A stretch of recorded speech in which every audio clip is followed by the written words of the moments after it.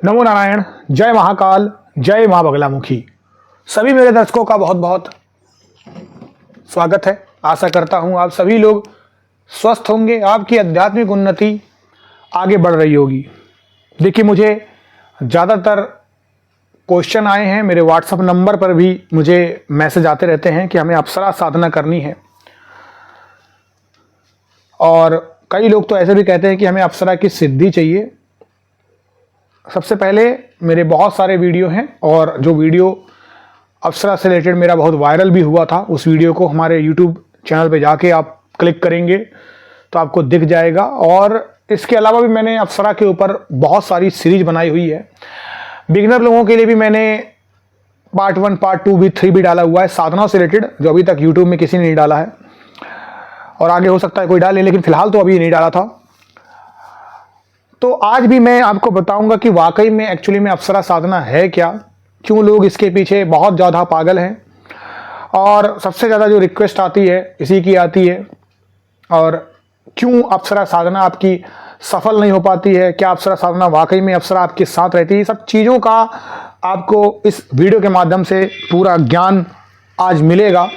तो सबसे पहले आप अप्सरा चीज़ को समझने की कोशिश करिए, तब जाके आप साधनाओं में आगे बढ़िए। मैं अप्सरा साधना के ऊपर भी एक एक सीरीज आपको लाके दे रहा हूं, जिससे अगर आप ज़िंदगी में अप्सरा साधना करना चाह रहे होंगे तो अप्सरा साधना से आप धीरे धीरे अपने आप को आगे बढ़ा पाएंगे, और इस वीडियो के माध्यम से एक एक जो मेरे पार्ट हैं उसके माध्यम से बहुत आगे साधना में बढ़ पाएंगे। बहुत सारी साधनाएं ऐसी भी होती हैं जिसमें आपको प्रेम, करुणा, त्याग जैसे तत्व मिलते हैं, लेकिन कुछ साधनाएं ऐसी होती हैं जो माया के द्वारा साधक को भ्रमित कर देती हैं। और इन साधनाओं में जो प्रकृति होती है वो भी साधक की परीक्षा लेती है, और इसी समय में ऐसे परीक्षा लेनों में से एक ऐसा तत्व भी है जो इस समय मनुष्य को अपनी सबसे ज़्यादा अपनी ओर आकर्षित कर रहा है। तो वो शब्द है अप्सरा का। अब अप्सरा क्यों इतनी ज़्यादा होती है, अपनी तरफ आकर्षित करती है? क्योंकि जो भी लोग अप्सरा को अपनी तरफ करना चाहते हैं उनके दिमाग में ऐसा होता है कि अप्सरा जो साधना है वो बहुत सरल है, बहुत सरल है, क्योंकि अप्सरा सौम्य होती है। मैं आपको बता दूं कि अप्सरा साधना सभी साधनाओं में सबसे कठिन होती है, क्योंकि हाथी के खाने के दांत जो होते हैं वो अलग होते हैं, दिखाने के जो होते हैं वो अलग होते हैं, और कोई ये चीज़ बताएगा नहीं कि अप्सरा वाकई में है क्या चीज़। आपने सिर्फ ऐसे सोचा कि अप्सरा एक चिर यौवना है 16 से 21 साल की उम्र की, तो आपको लगा कि अप्सरा साधना बहुत आसान है।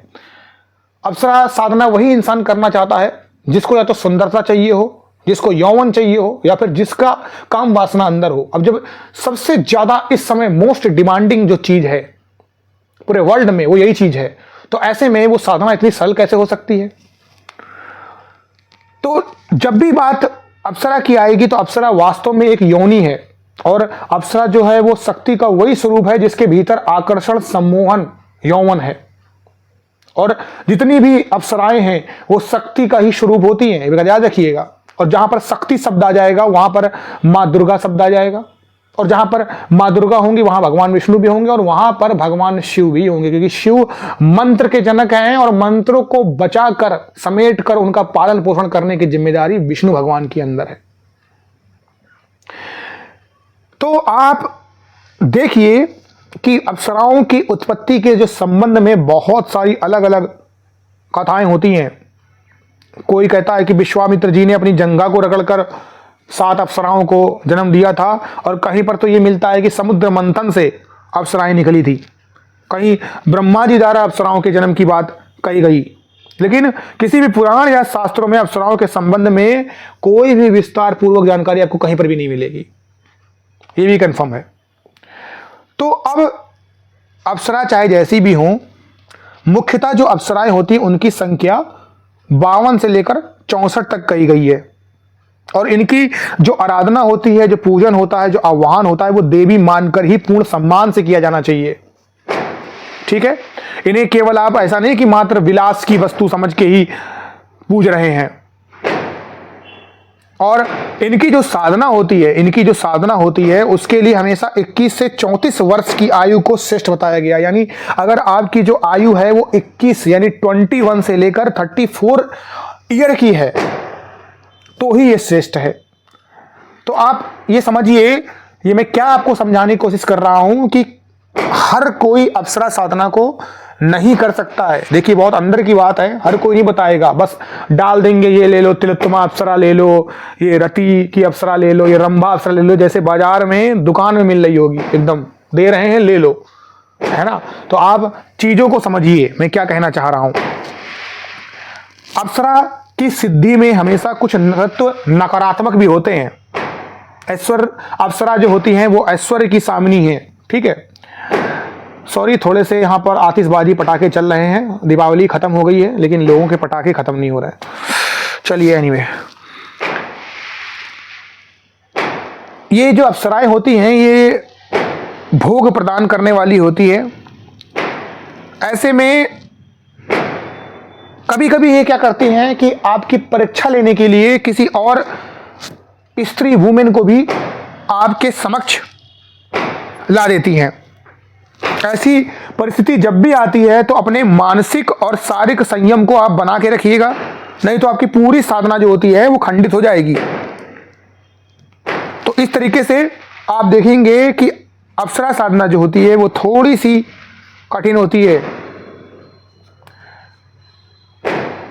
अगर कोई गृहस्थ साधक हो वो भी अप्सरा साधना कर सकता है, उनके मंत्रों का जाप कर सकता है, लेकिन यहां पर अप्सरा प्रकट नहीं होगी। एक बात याद रखिएगा, कभी भी अप्सरा ये नहीं कहेगी कि आप आइए और आपके पति पत्नी के रिश्ते के बीच में हम दरार पैदा कर दें, नहीं करेगी कभी भी। इससे संबंध विच्छेद नहीं होगा, बल्कि आपके बीच में यानी पति पत्नी के बीच में दाम्पत्य प्रेम बढ़ेगा। तो दाम्पत्य जीवन की निरस्ता को दूर करने में अप्सरा साधना बहुत ही अभूतपूर्व लाभकारी होती है। अप्सराएं जो होती हैं वो कभी भी, अप्सराएं जो होती हैं वो हमेशा अच्छे कोटि के जो साधक होते हैं ना उनके ऊपर ही प्रसन्न होती हैं।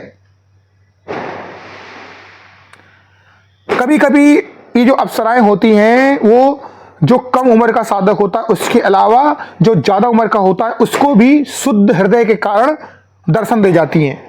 क्योंकि इसलिए मैंने यहां पर उम्र का जिक्र किया था, क्योंकि अप्सराएं खुद भी कम उम्र की होती हैं। कोई भी इंसान जो निम्न कोटि का साधक है, जिसने अभी तक कोई साधना सही से की नहीं है और सोच रहा है कि मैं डायरेक्ट अप्सरा में कूद जाऊं, तो मैं आपको बोलता हूं अपना पूरा माथा रगड़ लीजिए, आप सर पटक लीजिए, दुनिया के किसी भी आप साधक के पास चले जाइए, आपको अप्सरा सिद्ध नहीं कराएगा, ये मैं गारंटी दे रहा हूं। और चाहे तो आप खुद प्रैक्टिकल करके देख लो।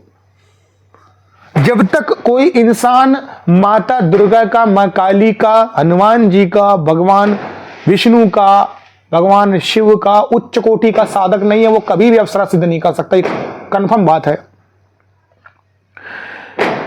तो जब भी कोई निम्न कोटि का साधक अगर अप्सरा साधना करता है तो अप्सरा इसकी साधना को खंडित करा देती है।